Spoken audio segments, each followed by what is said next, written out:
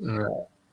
All right, everybody. I have a treat for anybody who is a fan of a band that Dana is in. And I just really love this band. I've been listening for about 10 plus years. I don't know if you call that an OG fan or not, but Yeah. that band is called SYDONIA, and they went away for a little bit, but they're back and they're kicking around and they're getting some stuff prepped for our ears for the fans that are waiting for something. And I could not be more excited than to have SYDONIA on here. It's a big honor. I'm grateful for your time. Dana, I asked you off air how you're doing, but I'm going to ask again. How are you? I'm very well, thank you. Thanks so much for having me on. It's lovely. You're very welcome, man. I am ecstatic that you were up for it. I'm gonna love being able to get more ears and eyes on the band, and if I could get you at least one more person listening and following and supporting, I'm gonna call it a win. Yeah, I will too. I would definitely call that a win. Yeah, every person counts, man. Absolutely. um, well, man, if you don't mind, I'm just gonna kind of get right into it, and I want to kind of, for the people that don't know who Cydonia is best that you could summarize kind of the way that the band ended up happening and the name too. I've always wanted to know how the name was decided. I don't recall that I ever found that online anywhere. Oh, yeah. So I'd really love to know the story. Yeah, Adam and I were hanging out, and we were watching this kind of stoner documentary about this spot on Mars where there's like these pyramidal shapes and where that face is on Mars, and of course the face is just a case of humans see faces in toast, they see, you know what I mean? It's one of those things. It's just shadows and angles. But we just thought the name of that place on Mars was really cool. And the name of the place on Mars was Sidonia. Really? And so we thought, that'd make a great name for the band. We'd kicked around a few names. We had Balzan for a little while, which meant the sound a dustbin lid makes falling off in the middle of the night. And Sidonia was a lot better. And so we misspelt it on purpose with an S. And yeah, that's where that came from. I love that, man. I didn't expect Mars and outside of Earth. Yes. Like an origin of the name. It's a sci-fi thing. Right? Yeah. And then as far as the band and how it got comprised, the sound and then how it came together, was it always kind of what we heard on Given to Destroyers, or was it a little bit different in the earlier time of the band? It was different earlier on. It was probably a little bit more grungy and not quite as metal. You know what I mean? And and then it became a bit more proggy as we went along. Yeah, definitely. And of course, my voice has changed over the years, so that happens as well. Yeah, it's inevitable. Yeah. And your voice has always been a very unique element to the band. And, usually when I bring that up for, if I'm talking with the singer or multiple members of a band, the response I get from most of the singers is that, and I don't know if you'll be the same way, is that they tend to not be a huge fan of their own voice for some reason, And I don't know if that's the case for you, but I love your voice. I've always thought it was like a really unique kind of, your music is heavy, it can be really heavy. And then like you kind of almost do this. If I had to do any kind of comparison, man, you know how Chino from Deftones could go between those transitions of like those kind of hushed, delicate way of singing, and then he just hits it hard and just, really lays in. I think you're a lot like that too. Because but I don't recall that when I heard Sorry, that like quite that moment of having this hit where I got to hear you scream for the first time or do like those more kind of like guttural things. I'm like, well, kind of took me by surprise because I was expecting kind of just that same kind of vocalization through the, the song and then other songs I heard, but I ended up really loving the distinction and the way it contrasted the music. Yeah. It was one of those things. Go ahead. No, I guess it was just one of those things where it was. I don't know. It wasn't so much a conscious effort, but just have a quite eclectic taste in music, and so all those influences kind of get boiled together. You know, you have Smashing Pumpkins and Nine Inch Nails and Radiohead, but then you're also listening to Sepultura and Slipknot and and things like that. And so there's this, I guess, and we never wanted to be able to sort of paint ourselves into a box. So the idea was sort of for it to be quite kaleidoscopic, so that it would never get trapped, you know. Because sadly that happens sometimes with bands. They develop their sound over many years, and then they just sort of stop developing it, and they sort of stay where they are, you know. Thankfully, that's never been the case with SYDONIA. With all the music that I've heard, you know, you guys definitely had growth between the first record and then Reality Kicks, the EP, you know, the standalone song that came out, and you know, Storms, yes, it's great, and you know. The funny thing is I love real heavy music with like the real melodic singing. But I think, in my own opinion, one thing that I really love about SYDONIA is when you kind of do the more tender and vulnerable kind of song, like Reality Kicks kind of starts off with that, like that. Life in a Cup. You know, just the songs like that. Like those are my favorite songs from your band that kind of do the mellower, and like you could have those heavier moments. Like I really think you guys do that really well. Those builds, you know. And I wanted to ask you early on, was it always the plan for you to be the vocalist? Because I know you play guitar too with SYDONIA. Was there another plan in the beginning for that, or was it always? No. I was always going to be the singer-songwriter. That was kind of the deal with SYDONIA. I played guitar in other bands where I didn't sing, you know, and that was fine. You know, it suited those bands. But SYDONIA was always sort of, it was our baby, you know. So I was, you know, and Ad sings as well with me. So it's sort of, you know, we'll quite often have songs where we do call and response, or he doubles me up nice and big, you know. So, and Ads is definitely the guy who brought that heaviness into the band. You know what I mean? I remember when he first met me, he was like, "Oh, the songs are good, but they need some heavying up," you know. and that's kind of how it's always worked with us. That's the dynamic. It's really great. Like it's a good dynamic. So the dynamic's really good when you guys come together and you're writing, and that's probably why when you hear the albums, they just sound so, I guess, fleshed out, or just like the thought was, you know, completely realized. You guys wasted no time. You didn't rush it. You just let it end up being how it was, with a lot of care and a lot of love. You know, probably blood, sweat, and tears, I imagine. I don't know if you've heard this before, but I might think that as far as Given to Destroyers and Reality Kicks in the EP, I think Reality Kicks might be the album for me that I kind of put on a pedestal a little bit more. And it's not because the other ones aren't as good, but it's just I feel like for me, the way the album flows, I preferred. You know, it's such a great body of work, and all of your music is just so great. How do you guys? Yeah, no problem, man. Is it kind of hard to allow yourself to stop, as far as if you want to keep adding songs, or like if you have to cut songs from an album? It's how is that like?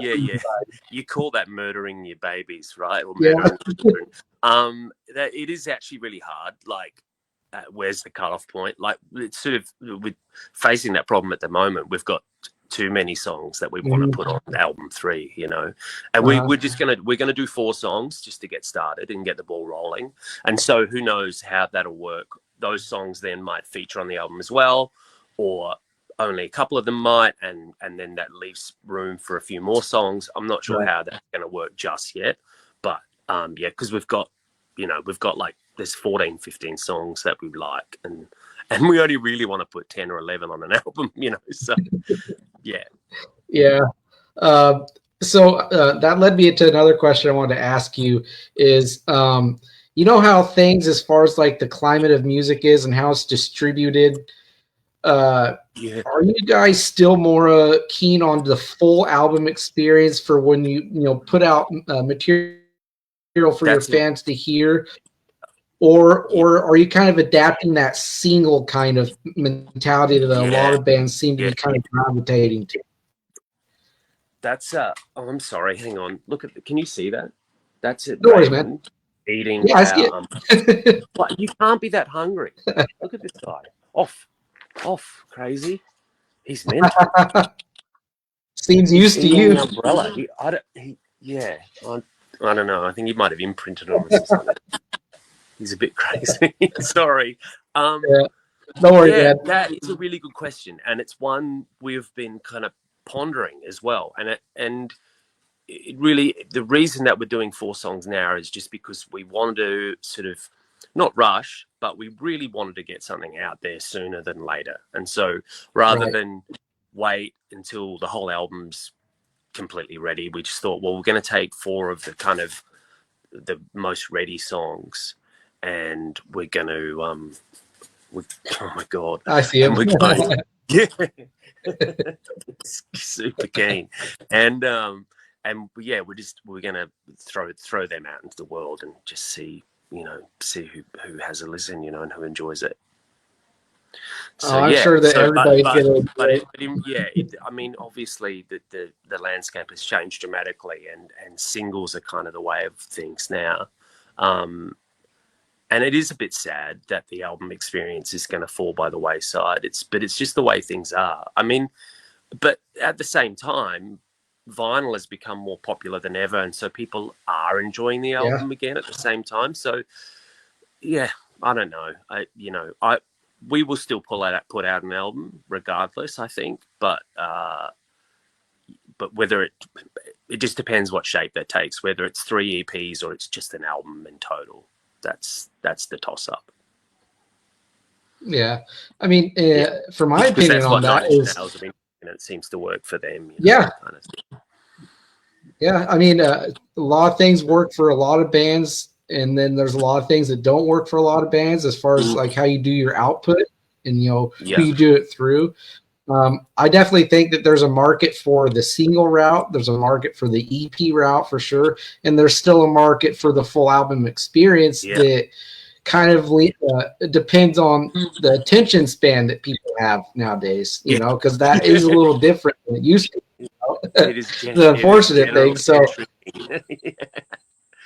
so like bands like Tool that have like 10, 12-minute epics, who sits through a lot of that these days, but they still do it because that's how they want to do it, and that's how they like their songs turning out. And but if you don't mind, exactly. And then if you don't mind me kind of backpedaling a little bit, I wanted to do a brief kind of touch on each album just briefly, because I'm conscious of time as far as what you have for time. Given to Destroyers, would you mind kind of covering a bit of that point of the band and kind of the way that album would eventually take shape, and sort of, I guess, what the band was collectively at that point, kind of like how you're feeling, if you could recall what songs you really like held on to and loved, and just the experience of that album, because the album sounds like it. I've always kind of got a little bit of like an angry tone from it, but also there's the hope in there, and then there's just a lot of that kind of stuff in the album. So I kind of wanted to hear in your own words what that was like. Yeah, okay. Well, that was an album we didn't even really know we were going to make until it was sort of almost happening. And we'd played a gig with Walk the Earth, and the guitarist in that band was D.W. Norton, who used to be in a band called Super Heist. And he sort of, Okay, so he sort of fell in love with us that night, and so he was like, "Send me any recordings you got." And we sent him our EP, and he was like, "Look, that EP is not very good," and because we just At least he was we just honest. recorded it out. Well, no, it's fair enough. And the recording of it, I mean, the songs on it were good, but the recording of it was, we'd just done it ourselves. And then we got it mastered by someone he'd brought it to life somewhat and made it sound like it wasn't under a bunch of pillows. And then, but anyway, so then we went and recorded with DW, and he produced it, and we did the whole thing in like 14 days. And so it was very fast, but it was all done through an SSL desk and then mixed on an SSL desk. So it's got every little nice shininess to it that SSLs have. And it was 14 whirlwind days of just like round the clock tracking, and I'd get up before the other boys and start doing like little nice sound effects that are in there, like feedback and weird things with delay pedals that's through adornment, for example, and stuff like that. And then halfway through that, he sort of started mixing in the afternoon, and we kept tracking in the mornings, and we ended up with, in 14 days, we ended up with that album. So it was a real fast process. Yeah, there wasn't much time for second. Were there any? Yeah, sorry? I can imagine in 14 days. No worries. Yeah, but I was just going to say, were there any songs on that album that were a little bit tougher than others as far as getting them finished? Well, like I Will Not Serve was tricky because, it's like there's parts of it that are in sort of a weird fast 7/8, and then there's other parts of it that, and then the same thing with Three Tongues. That's an all over the place kind of song. And then No Woman's Land wasn't even going to be on the album. And I had brought in my computer so we could play a bit of FIFA and stuff like that when we were on downtime. We play some Star Wars video games that I had at the time. And I was mucking around with a demo of this new song I was working on, and he heard it and went, "That's on the album, isn't it?" And we were like, no, because Sean, the drummer at the time, it was too poppy for him, and he didn't want to play it. And he was like, "You guys need to record that song. That's the sort of chorus that will, help you." And so he was like, "Okay, I'll write a beat for it." And so that song was literally last minute. Like, we just sort of wrote it in the studio and recorded it, and that was the song, man, that helped us. Like, that's the song Lamb of God heard, and that's the song that Stone Sour heard, and so it was kind of just a lucky coincidence. Yeah, that I was going to bring that up. That was the song that I remember hearing, because as I said in the messages to you on Facebook, that I found out about your band through word of mouth from Randy Bly talking about the No Woman's Land song. And so I'm like, okay, well, I really like Lamb of God, and I'm sure he's got good taste in music, so I'm going to check it out. And so I heard the song, and I'm like, that's brilliantly done. I mean, I can't say that I'm not sure if I understand entirely what it's talking about. Like, I always thought that it's talking about the experience to be a woman in the time, that kind of society, and like what they might go through is what I thought you were talking about for the song. Don't know if I'm right. Don't know if I'm wrong. That's an interesting take. Yeah, that's really cool. Yeah. You could say if you'd like to. I'd be more than happy to hear the explanation behind the song if you want to touch on it. It's actually, I'm going to keep that under my hat, if that's right. It's really personal. Okay, actually. That's fine. And yeah, deeply personal. I went. No, I get it, dude. I get it. It was really, really rough part of my life, and I'll just leave it in the song. I think it's good that way, and I think it's fantastic that you've taken your own meaning from it. That's beautiful. I love that so much.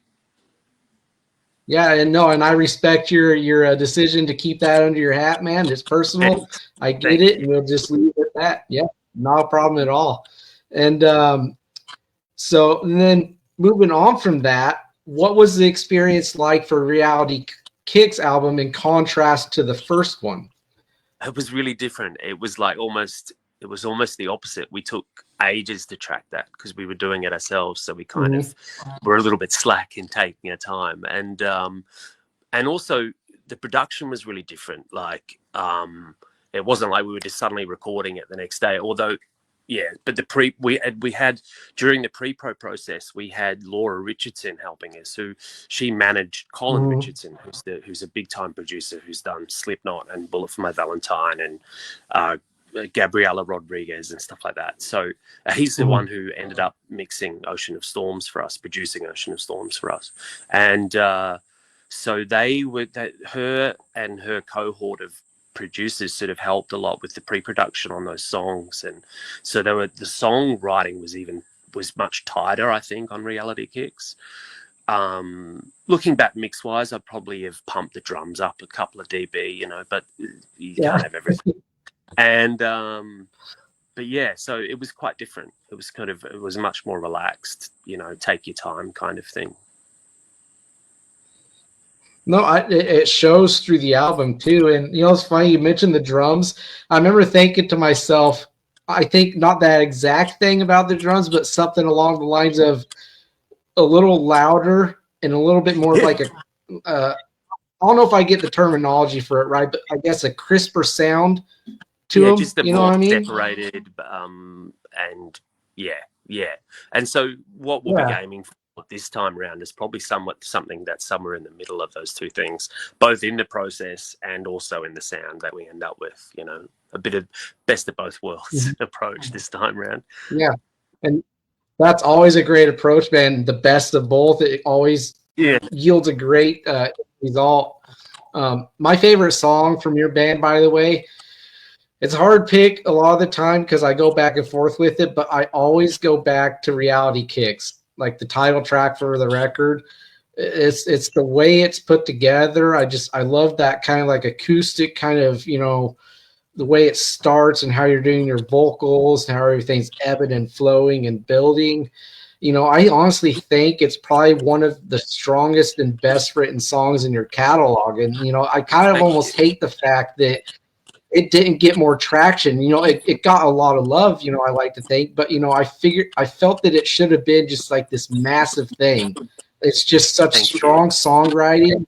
Yeah, man, like genuinely, like it's just such a great song. It's the song I always go to show people SYDONIA.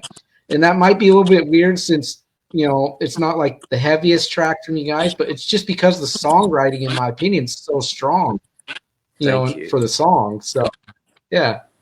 That's really kind. Yeah, no, it's all but nothing but love and respect and admiration for, you know, I when I hear and I see it, I want who I'm talking to know that it's heard and it's recognized because, you know, as you know, in the climate of music these days, it's usually the top dogs that get a lot of the recognition because they're just so in the spotlight. You know what I mean? Yeah. So I like to let you know people that aren't like the Metallicas and, you know, the Linkin Parks and, you know, Oasises of the world and stuff like that, you know that their work is appreciated and valued. So thank you. That's really kind of you. No problem, man. Yeah. And then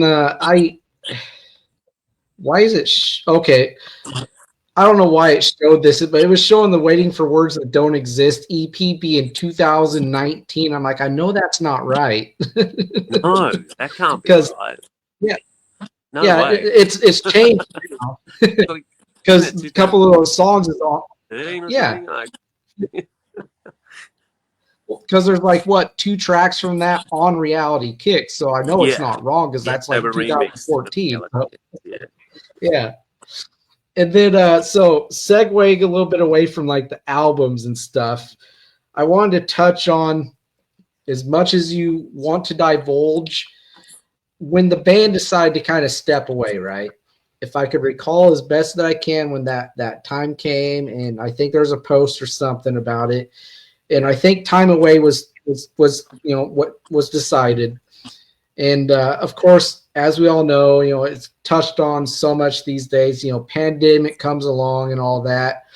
Between that time when that break happened and then pandemic and navigating all that horrible time in everybody's life around the globe,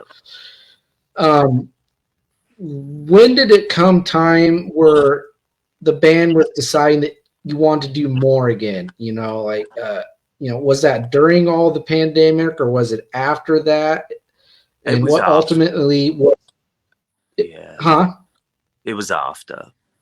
Yeah, so it's It more was after. recent. Okay, Yeah, more recent. And yeah. then what fueled that decision then? Just I think it was just that I'd been terribly unwell for a while, and so I got started getting better, and so I started writing again, and mm, and then I started sharing those songs with Adam and Ant, um, and then we decided we would try and find a drummer because Sean had left the band for good. Um, and so yeah, and then we found that drummer, who's amazing, Mahi, and yeah, he's incredible. I mean, Sean's some decent shoes to fill, but Mahi does it with aplomb. He's fantastic, and he's a beautiful guy too. And so yeah, so now that we're complete again, a four-piece again, um, we've started being that they're rehearsing a lot. They're in Melbourne and I'm up in Noosa near Brisbane. So, but I did go down recently. I went down and we had a couple of nights, all of us together, and rehearsed, and that was really great. And so yeah, and so we're gonna start recording drums in February, and then do the 4 tracks that were hinted at in the teaser. like I said before, man, I'm so excited. Yes, And then actually. do you guys? I can tell, man. Like you've been nothing but smiles and laughs whenever I bring it up. And I want to bring into the conversation. Do you guys write the same as what you used to? Do you like go to a room together, or is it the file sharing way? You know. It is because of the living situation. This time round, it's been the file sharing way, so it's a little bit different. But it's still there's still like the boys are still taking ideas I give them, and then you know um, adding malleability to them. Like they're kind of hammering out Making it different. malleable. Yeah. Yeah, so like I've thrown ideas at them, and then they've taken them and really run with them, and then made them much, like given them extra changes and extra dynamics, and it's really good. So still they're And still and we're still getting some jam room kind of vibe in there as well. that's good, Again, man. best of And both worlds. you said the best of both worlds. And you said beforehand that you always wanted to be a band that wasn't the same thing all the time. So for these 4 tracks, I would imagine that maybe the mindset that the band has is that the 4 tracks you want to be distinctively different, but not disjointed from one another. Am I correct in Yeah, that? yeah, And yeah, then yeah. So it'll be on the heavy side, this EP. It's gonna, there's not but I mean there's one pop song in there, but it's quite rocking, quite charging along. So yeah, it's sort of, it all leans into that direction for these 4. Well, personally, I love when a heavy song will have that catchy pop element. I honestly think it's always worked really well together for metal and Yeah. pop when it comes together like that. Yeah, I well, mean, that's I don't hopefully know if you, one of the tracks of this band. yeah, but no, man, like wholeheartedly, man. I did some celebrating when I saw the post, and obviously, you guys had been posting other stuff before the teaser. But oh, that's weird. I think my cam's getting feedback on my end. Oh, it's gone. Um,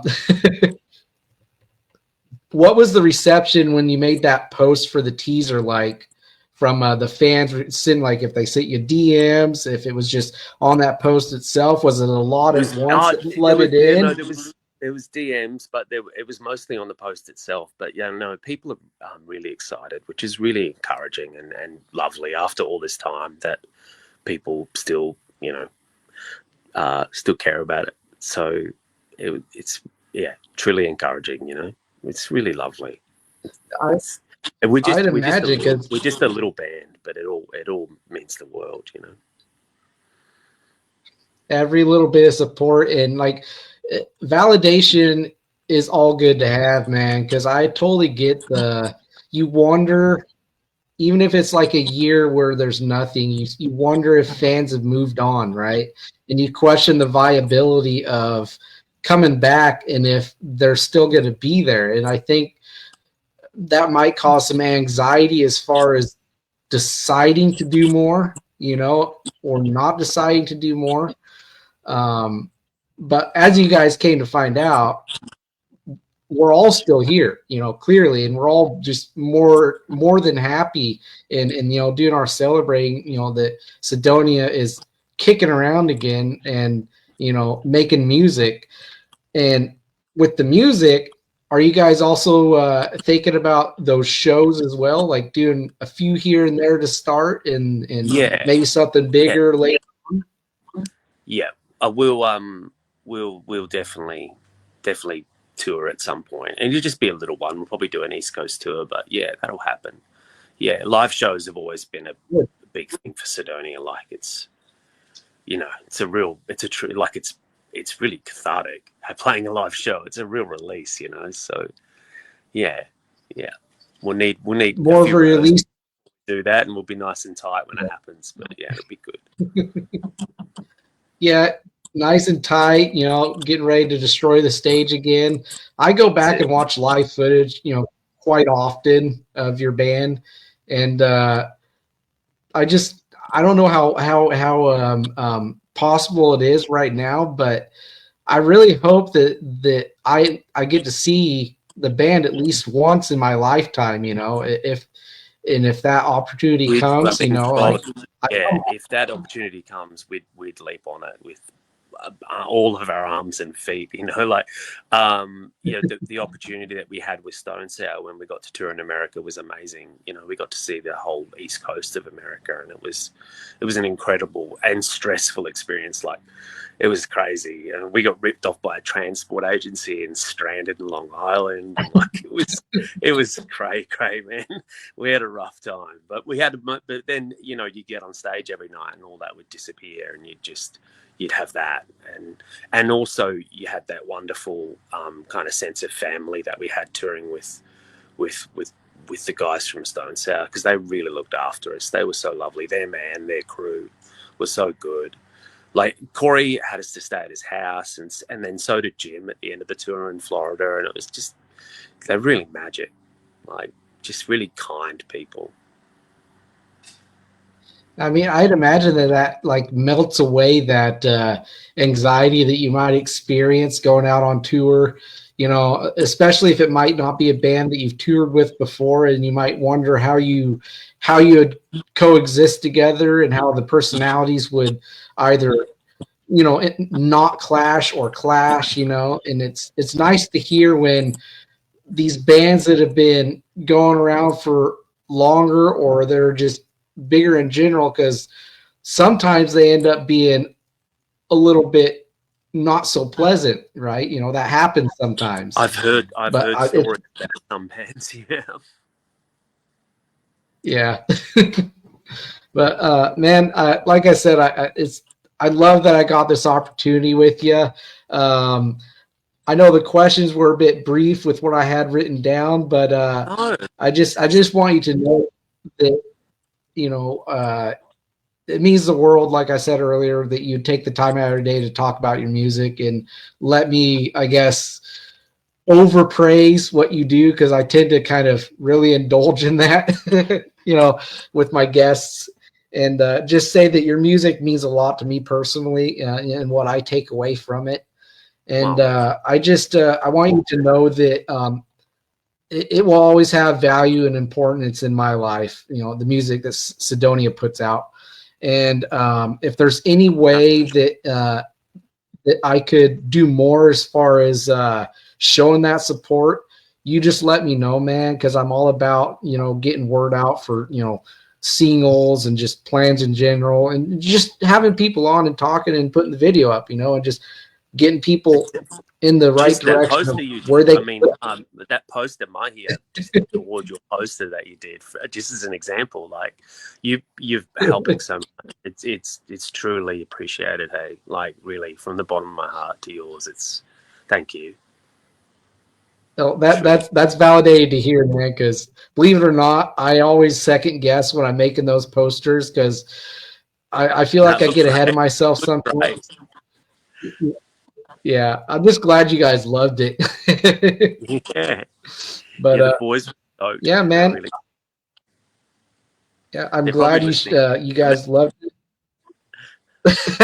Yeah, I mean, I've seen people coming in and out, and people have liked and loved the live stream, and they're definitely watching, definitely loving it. But wrapping up, man, if there's anything else you want to say to the fans before I let you get on your way, now's the time. Otherwise, I guess, you don't have to say. I just say, look, I guess I just say, again, thanks to anyone who's been giving us support over the last few weeks as we've sort of started to ramp back up towards releasing, what we're looking forward to releasing. We're really looking forward to putting this music out there and letting people wrap their ears around it, because it's an exciting time for us again. So we get to share that with all of you. So thanks.